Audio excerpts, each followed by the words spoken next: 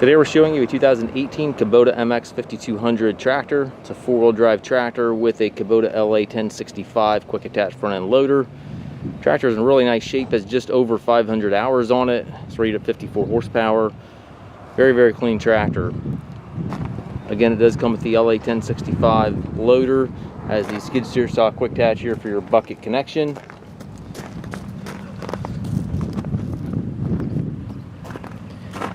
Front grill guard on it. As you can see, the paint is in great shape. Tires are in excellent condition. Has the treadle pedal here for the hydrostat transmission.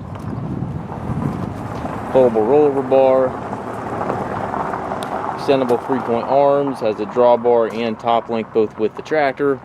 Has the rear hydraulic outlet back here. Toolbox back here to store all your tools. And as you can see, it's a very nice tractor.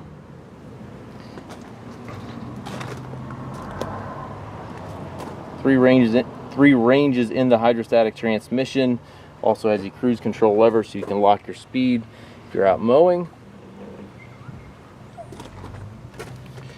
We do take trades. We also offer financing for qualified customers. We also can arrange delivery here within the US.